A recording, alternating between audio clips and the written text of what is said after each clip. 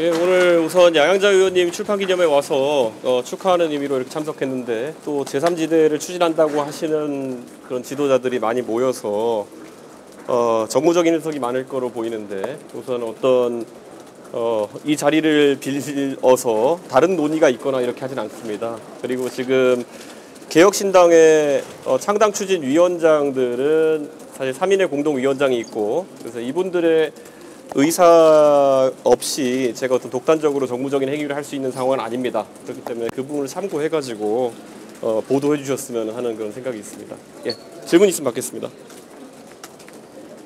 축사 내용 들어보면 양양자 의원과 상당히 함께 할 수 있다는 것으로 들리기도 했는데. 예.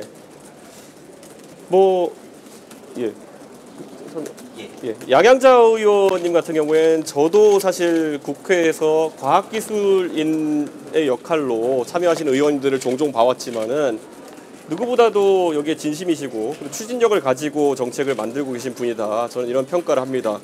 특히 제가 한 4시간 정도 양양자 의원과 공개 대담을 했는데 그 과정 중에서 감히 제가 평가하자면은 제가 감히 깊이나 이런 걸 평가하는 것이 아니라 정말 진정성 있고 그리고 이것을 지금까지 풀어내기 노력해왔던 그런 점이 느껴져가지고 저뿐만 아니라 저와 뜻을 같이 하는 동지들도 굉장히 양양자 의원님에 대한 호감과 동지의식이 높아졌다. 이런 상태라고 볼 수 있습니다. 예. 혹시 질문?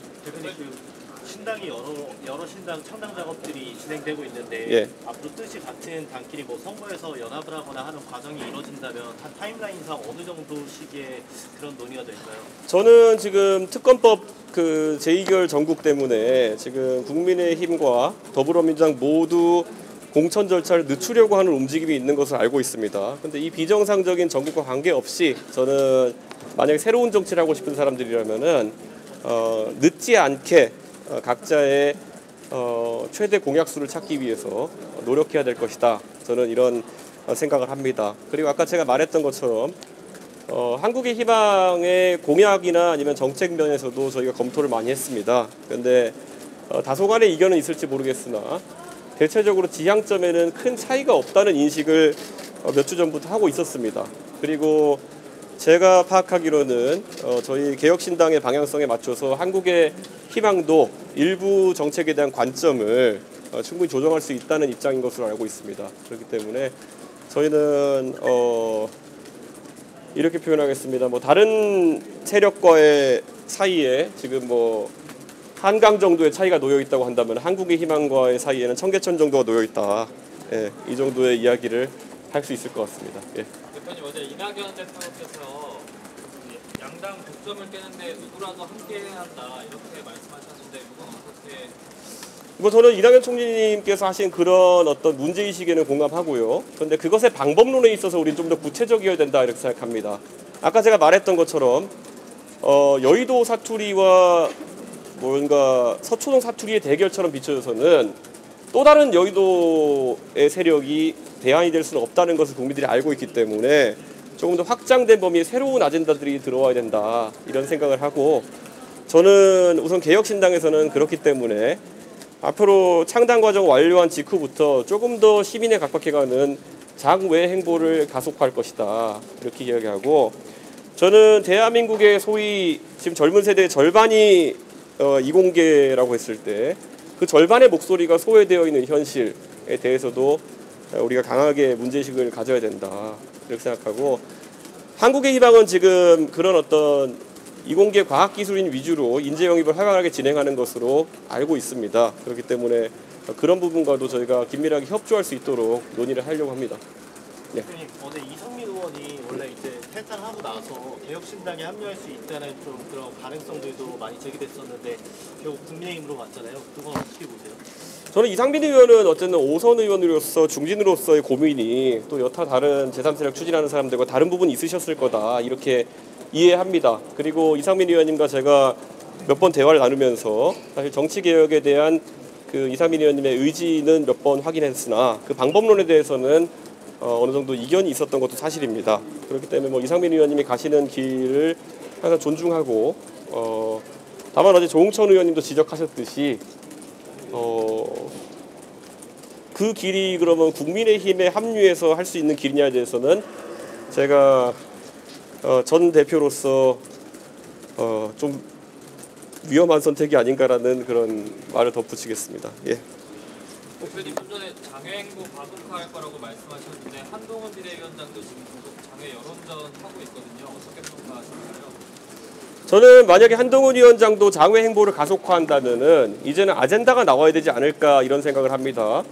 지금 반복해서 강원도에 가서는 강원도의 연고를 말씀하시고 어디 대구에 가서는 대구의 아들인 것처럼 말씀하시고 뭐 이런 행보가 이제 계속되고 있는데 사실 초반에는 그런 행보가 있을 수 있다고 생각합니다. 그런데 미래와 어떤 비전에 대한 이야기가 더 많아지면은 아마 한동훈 위원장이 생각하는 개혁의 방향성 그리고 또 다른 사람들이 생각하는 개혁의 방향성이 국민들에게 좋은 대안 경쟁으로 비춰질 수 있을 것이다. 저는 그냥 상계동의 아들만 하겠습니다. 예. 대표님 혹시 신당 합류할 새로운 인사들 예. 뭐 추가로 좀 준비되고 있는 게 있을까요? 제가 요즘 사실 제가 정강정책위원장을 하겠다고 했던 것이 도저히 이제 저녁 시간대나 점심 시간대 만나 뵙고 이렇게 인사를 해야 될 사람이 너무 많아가지고 제가 통상적인 어떤 그런 행동들 하지 못해가지고 제가 천하람 위원장과 이기인 위원장 그리고 하은하 위원장한테 좀 부탁드린 부분도 있습니다. 그렇기 때문에 사람 만나는 일은 지금 굉장히 활발하게 하고 있고 다만 이런 게 있습니다. 아까 이상민 의원님 이야기도 나왔지만은 또 움직이는 데 있어가지고 타이밍과 명분이라고 하는 것은 굉장히 중요하고 그것에 있어서 성급했을 때는 또 국민들에게 다소 고루한 이미지가 생길 수 있는 것이고 또 너무 급진적이면은 사실 가벼운 일이라 생길 수 있는 것이기 때문에 저희와 연락하는 대부분의 인사들이 상당히 방향성을 정립하고는 있지만은 각자의 명예와 각자의 그리고 명분을 위해 가지고는 충분한 고민과 그런 판단의 지점들을 가져가고 있다. 그래서 저희는 다 그런 걸 존중하고 있는 것이고요. 최근 들어서 그냥 언론인들께 말씀드리자면은 가장 눈에 띄는 것은 국민의힘 내에 있는 원외 인사들의 움직임입니다. 원외 인사들의 움직임이 굉장히 활발하다 정도까지는 제가 얘기 드릴 수 있을 것 같습니다. 예. 어떻게 활발하다는 말씀인가요? 뭐 구체적인 거는 나중에 실제 보시게 되실 것이다. 제가 이렇게 말씀드리고요. 소위 저희가 현역 의원들의 움직임은 가장 무겁지만 가장 임팩트가 있을 것이고 그 사이 보면 원외 당협위원장이나 아니면 전직 의원급들의 움직임도 있을 것이고 또 정치를 하고 싶었지만은 거대 양당의 장벽에 막혀가지고 그런 원외 위원장의 타이틀까지도 획득하지 못하셨지만은 굉장한 인재이신 분들이 있습니다. 이분들을 뭐 정치권에서는 속칭 장외라고 말하기도 하는데요. 저는 골고루 지금 저희가 접촉을 하고 있고 대화하고 있다라고 이렇게 알려드리겠습니다. 혹시 원내 의원님들 중에 신당 참여 의사를 하신 분들이 계신가요? 제가 뭐 있다 한들 그분들에게 가서 언론인들이 물어본다 해도 확인을 지금 해주실 단계는 아니기 때문에 아까 말씀드렸던 것처럼 각자의 고민이 좀 다릅니다. 원내에 계신 분들 같은 경우에는 결국에는 가장 순탄한 합류를 위해서는 명분과 시점이 되게 중요한 것이고요. 그리고 원외나 아니면 장외에 있는 분들 같은 경우에는 결국에는 본인이 어떻게 더 빛나는 방식으로 합류할 것이냐에 대한 고민이 많으십니다. 그래서 저는 당장 어제 저희가 영입한 인사들만 하더라도 사실 과거에 안철수 의원과 전당대회까지도 행보를 같이 했던 그 계열의 핵심 인사들입니다. 구영모 전 화성시장 후보 같은 경우에는 과거 국민의당 몫으로 지방선거에서 공천을 받아서 수도권에서 어려운 도전인데 젊은 후보가 46%에 달하는 화성시장에서의 지지율을 득표한 46.9거든요. 47%에 가까운 득표를 얻은 후보이기 때문에 이번 총선에서도 즉시 당선감이라고 저희가 평가하는 후보이고 그리고 지금까지는 안철수 의원과 정치행보를 같이 해왔지만은 또 저희와 함께하게 된 것을 저는 환영하고 김영호 변호사 같은 경우에도 사실 보좌진 경도 충분하고 또 즉시 출마 전력이라고 저희는 판단하고 그리고 실무 면에서도 즉시 활동할 수 있는 공간을 마련하려고 하고 저희는 아마 좀 이제 언론에서 주목할 만한 사람들의 영입 발표가 계속 될 거라고 저희가 얘기 드릴 수 있습니다. 예. 예. 하나만 더 여쭤보겠습니다. 빅텐트 주도권을 놓고 신당 추진 세력들끼리 힘겨루기를 하고 있다는 해석에 대해서 어떻게 보실까요? 사실 힘겨루기를 하기 위해 가지고는 여러 가지 선결 조건이 필요할 겁니다. 국민들이, 시민들이 이 빅텐트라는 것을 긍정적으로 바라보는 시각이 먼저 성경되어야 되는데요. 저는 아직까지 테이블 위에 올라온 아젠다들만으로는 당신들이 왜 무조건 합쳐야 되는지는 모르겠다라는 인식이 어느 정도 있는 걸로 보입니다. 그렇기 때문에 결코 서두르지 않아야 된다라는 인식을 가지고 있고요. 이것이 혹여나 주도권이나 이런 것을 가지고 다툰다기보다는 저는 최대한 많은 국민들의 공감을 이끌어내기 위한 과정이다라고 생각하고 있고, 지금 이 논의 테이블에 와 있는 여러 세력과 다르게 저는 공교롭게도 과거 제3지대 빅텐트까지는 아니지만 그래도 큰 결합이었다 생각하는 바른정당과 국민의당의 결합에 참여해본 경험이 있습니다. 그때 그 결합이 준 교훈에 대해 가지고 저는 명확하게 이해하고 있고, 뭐 그것의 경험을 바탕으로 더 나은 어떤 공간이 펼쳐지길 기대하고 있다. 저는 이렇게 말씀드리겠습니다. 오늘 여론조사 보면 네. 이준석 대표님 신당이랑 이낙연 대표님 신당 지지도 합치면 10% 정도에 육박하는데 네. 그 결과는 어떻게 보십니까? 저는 단순 산수랍으로 빅텐트나 아니면 연대의 지지율을 평가하기는 어렵다 이렇게 보고 있고요. 지금 지지율 조사라고 하는 것이 각 기관에서 어떤 문구로 조사하느냐, 어떤 이름의 당으로 조사하느냐에 따라서 굉장히 크게 차이가 나고 있는 것이 사실입니다. 그래서 저는 뭐 그런 부분을 신당에서는 크게 개의치 않고, 저희가 아직 창당 이전인데도 상당히 많은 국민들이 지지해 주시는 것에 대해 가지고 감사하고 있다. 저는 이렇게 생각하고, 저는 결국 1월 중으로 이 부분에 대해 가지고 활발한 논의가 이루어지는 것이 중요하다. 저는 이렇게 생각합니다. 바른미래당이 줬다는 교훈은 어떤 교훈인지 알고 바른미래당은 그 당시에 저희가 결합 이후에 소위 말하는 영남을 중심으로 한